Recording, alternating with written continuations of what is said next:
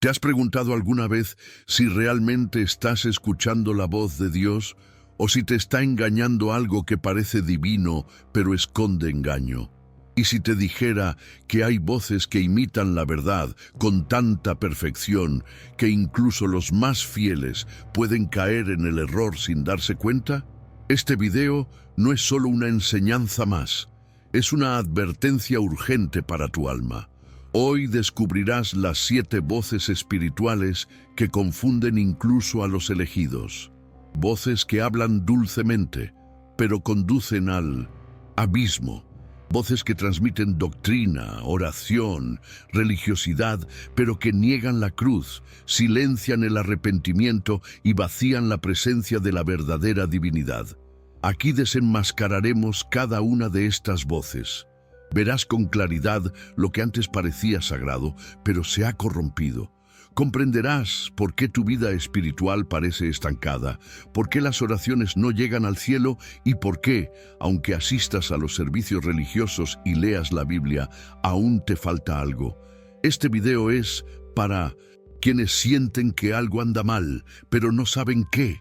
Para quienes ya no distinguen entre la fe verdadera y la creencia emocional. Para quienes claman por salvación, revelación y libertad. Prepárense, porque cuando la verdad se revela, todo lo falso empieza a gritar. Y hoy, hermano, hermana, la verdad gritará más fuerte. No hay forma de describir con palabras humanas lo que experimenta el espíritu cuando es arrancado firme y delicadamente a la vez de la prisión de la carne. Es como si todo lo que antes parecía importante se callara y el silencio se apoderara de él. Pero no ese silencio vacío, era un silencio lleno de alerta. Una presencia envolvente, más grande que cualquier pensamiento o emoción, lo dominaba todo. Cualquiera que haya tenido una experiencia así lo sabe. No es un sueño ni una ilusión, sino una redirección espiritual. Y eso es exactamente lo que sucedió. El alma, fuera del cuerpo, percibe claramente lo que el cuerpo jamás comprendería, que se libra una guerra en 1960, nuestro interior, y que no siempre somos conscientes de su verdadero propósito. Es en este momento, entre el plano físico y el eterno, que la desobediencia grita con más fuerza, porque cada decisión tomada en la carne resuena en el espíritu con un peso insoportable. Dicen que el hombre solo se arrepiente cuando es demasiado tarde, pero allí, fuera del cuerpo, todo parecía posible. Era como si Dios me diera una última oportunidad, y no fue en vano. El discernimiento se volvió afilado, cortante, como una espada de doble filo. Hebreos 4:12.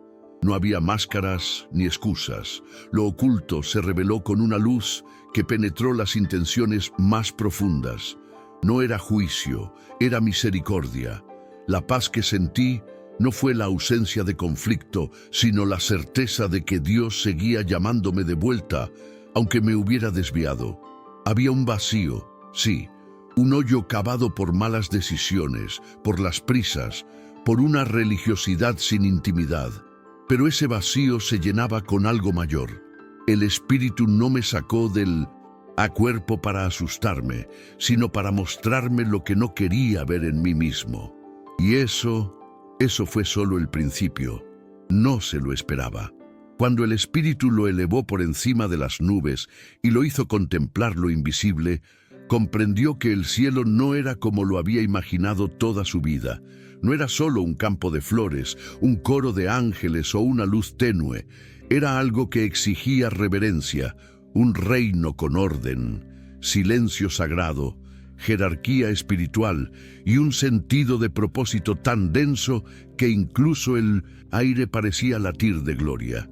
Vio, con los ojos abiertos por el discernimiento, que allí no había lugar para la vanidad ni la religiosidad vacía. Todo funcionaba con precisión celestial, y fue en este lugar donde comprendió cuánto había sido distorsionada nuestra imagen de Dios por siglos de tradiciones humanas, filosofías confusas y desobediencia disfrazada de reverencia. Allí, en lo alto, vio que muchos predican un Dios hecho a imagen del hombre, emocional, permisivo y frágil, pero el Dios que reina en el cielo es justicia y misericordia en perfecta armonía, es orden sin rigidez, es amor sin omisión. Fue en esta confrontación con la verdad que comenzó a sentir el peso del arrepentimiento. ¿Cuántas veces he adorado una imagen falsa de él?, pensó, mientras una paz ardiente invadía su espíritu como una profunda redirección del alma. Y lo más aterrador no fue la belleza, ni el sonido, ni la presencia de los seres celestiales. Lo que realmente lo estremeció por dentro fue el vacío que no sabía que llevaba y que solo percibió allí ante la plenitud del Todopoderoso. Era como si todo lo que creía fe fuera solo el eco lejano de una llamada que había ignorado durante demasiado tiempo. Había rezado, sí. Había ido a la iglesia, sí. Pero ¿con qué motivación? Fue allí donde el Espíritu le reveló: esta es tu última oportunidad de ver con claridad antes de que se acabe el tiempo. La advertencia llegó como un trueno suave. No lo asustó, pero lo despertó. Y entonces comprendió: el cielo no es un premio para quienes se portan bien, es un hogar para quienes escucharon el llamado y permitieron que Dios rompiera todas las falsas imágenes que habían construido. El cielo es verdad, y la verdad a veces duele antes de liberarte. En ese momento no quería irse de allí, pero lo sabía. La visión era una invitación, no una permanencia, y el llamado continuó, llevándolo al siguiente lugar que el Espíritu le mostraría. El Espíritu lo guió a través de las dimensiones, y de repente el cielo quedó en silencio. Ya no había sonido de arpas, ni más esplendor, ni más de esa paz abrasadora. Ahora, todo a su alrededor era gris, denso, apagado, y entonces lo oyó. Primero un susurro, luego un coro desorganizado de voces, un vasto campo cubierto de gritos que no penetraban el aire. Gritos que parecían atascados en las gargantas de almas invisibles.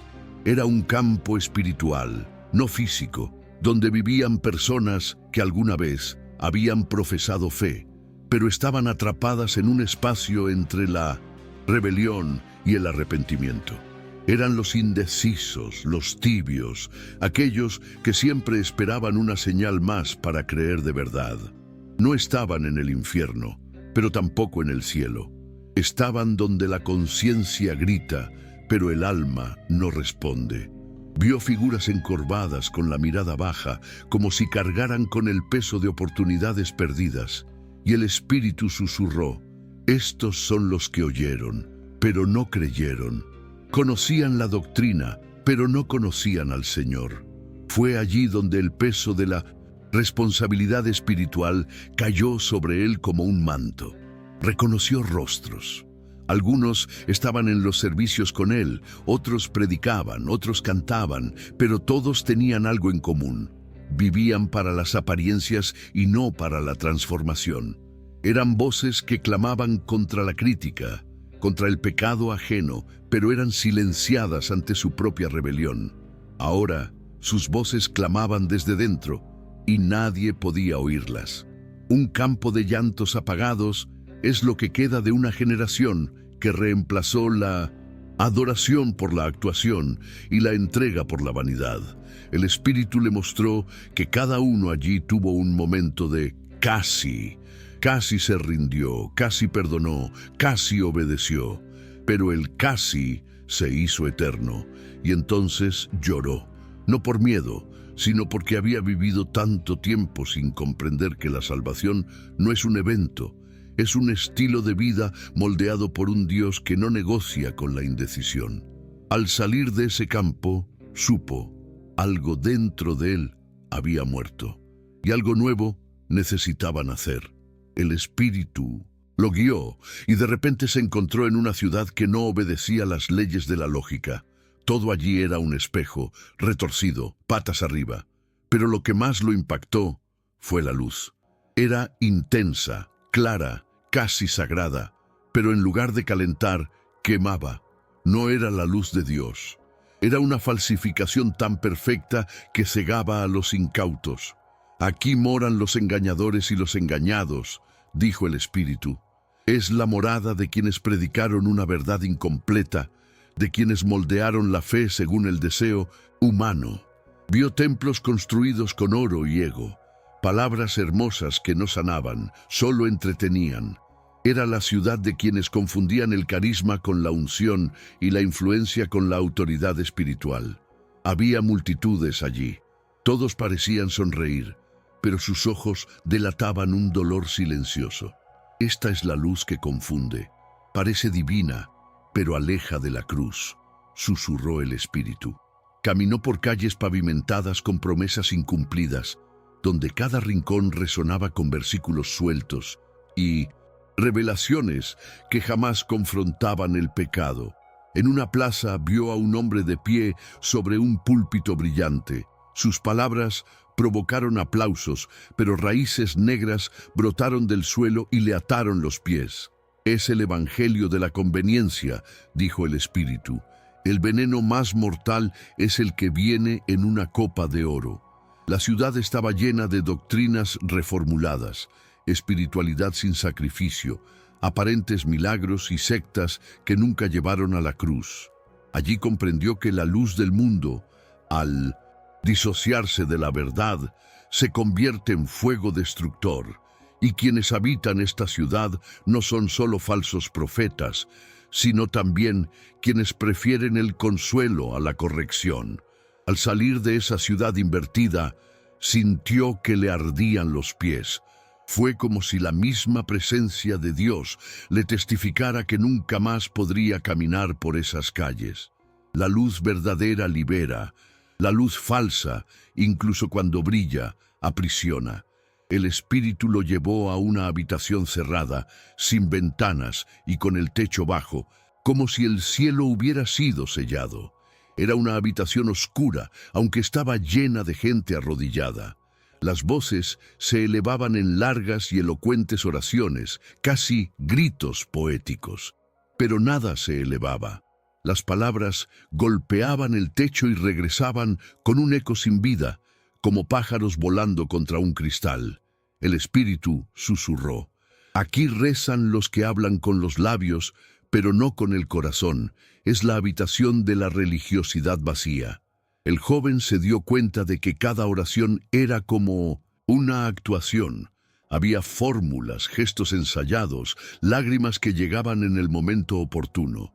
Pero faltaba entrega, verdad y quebrantamiento.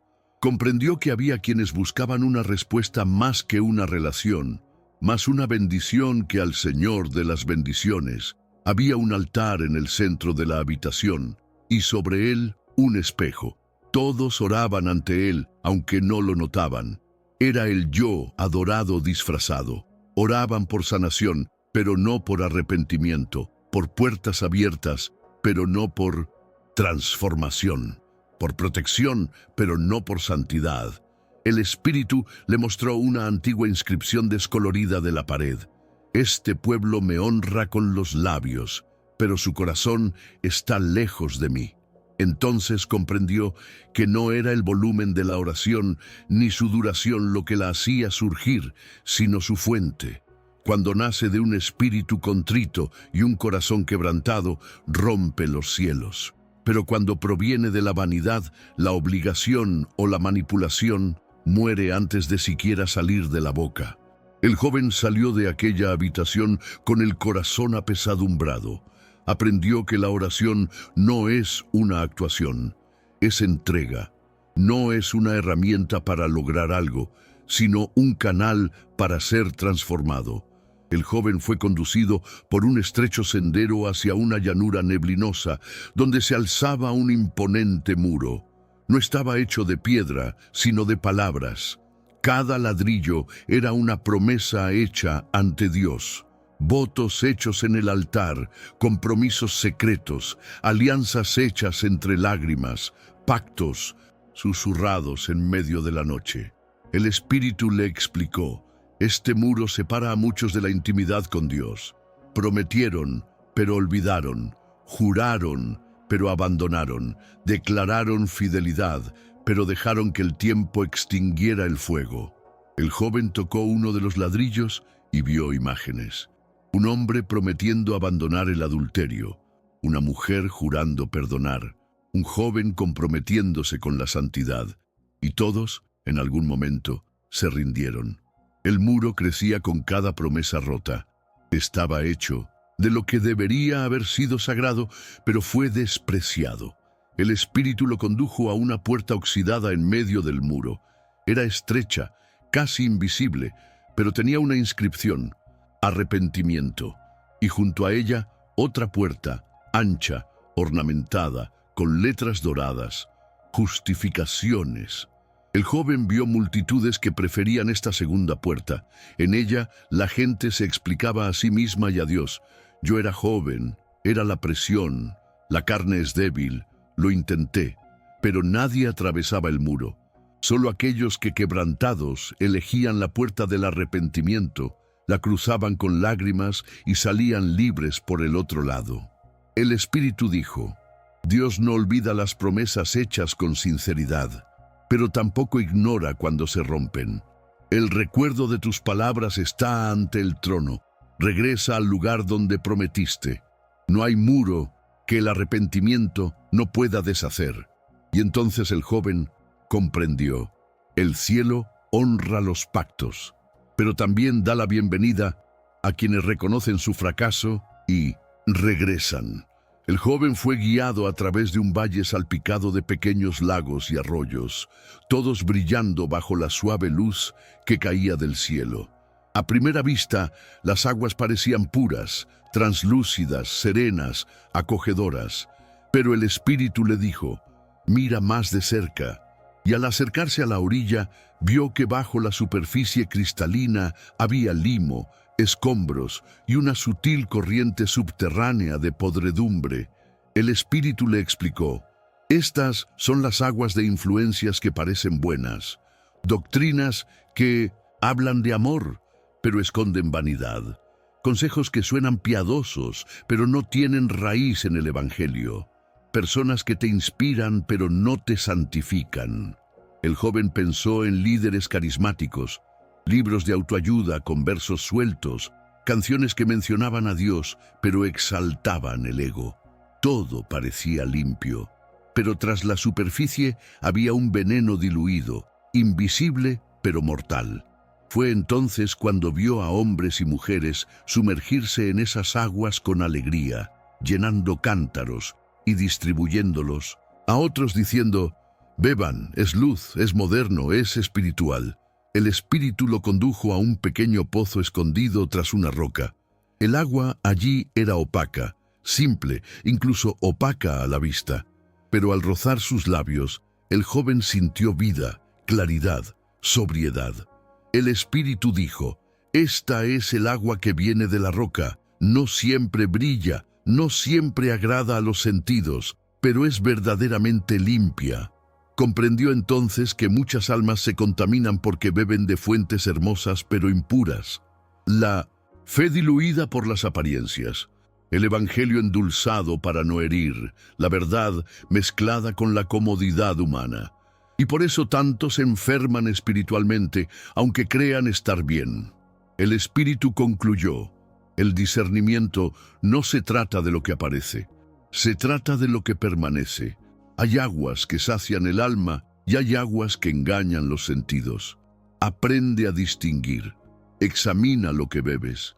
Y allí, el joven se comprometió a regresar a la verdadera fuente, aunque fuera simple, aunque fuera difícil, aunque fuera rara, porque esta era la única capaz de saciar la sed del alma.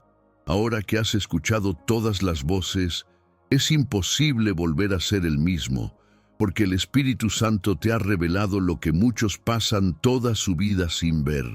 ¿Lo has notado? El peligro ya no reside en lo que se declara malo, sino en lo que se presenta como bueno. Distracciones espirituales, consejos hermosos, enseñanzas amables, milagros sin la cruz. Todo esto forma un coro de voces que ahoga el susurro de la verdadera fe, Si te has identificado con alguna de estas trampas, no es casualidad, es un llamado, un clamor directo del cielo que dice: salid de en medio de ellos y apartaos. La revelación te ha llegado porque Dios quiere restaurar tu adoración, tu oración, tu intimidad, tu obediencia. No aceptes más una espiritualidad adulterada. Ahora te toca a ti. Rompe con las influencias. Rompe los acuerdos invisibles. Cierra tus oídos a lo agradable y ábrelos a lo santo. No te dejes llevar más por voces falsas. Déjate guiar por el espíritu de la verdad. Comparte este video con alguien que necesite un despertar espiritual. Y en los comentarios escribe: solo escucho la voz del espíritu, como un acto profético de romper con todas las mentiras espirituales. La verdad te ha liberado hoy. Vive ahora como alguien que ha sido liberado.